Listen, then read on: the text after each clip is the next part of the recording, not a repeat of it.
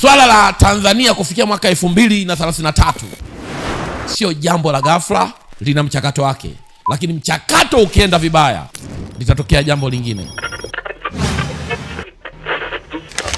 Mtu mmoja aseme Bwana libariki taifa letu la Tanzania.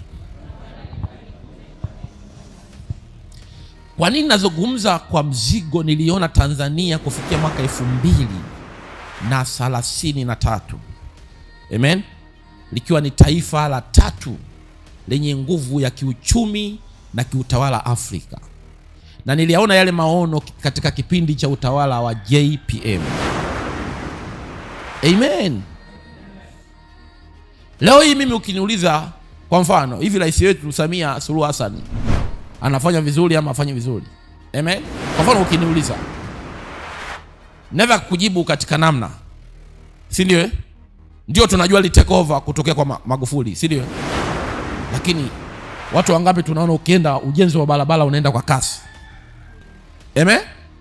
Barabara nyingi tu za mwendo kasi zinajengwa kwa nini? Kitu ambacho ukifuatilia kwenye mataifa mengi ya Afrika, hata ile tuzunguka, hamna kitu kama hicho. Huo ndio ukweli. Si nataka mimi nazungumza ukweli hapa. Amen. Nazungumza nini? Ukweli. Na baada ya muda ili jiji la Dar es Salaam, mtu wa Mungu, mobility, yani kutoka sehemu moja kwenda sehemu nyingine, itakuwa ni kitu rahisi sana. Na hata watu wengi wenye magari binafsi yawezekana wakalazimika kuyapaki somewhere, unachukua public nini transportation, kwa sababu mji unakuwa uko connected.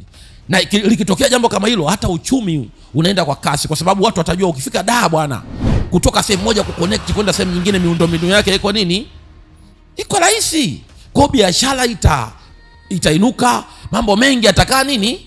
Kwa hilo mpigie makofi rais wetu.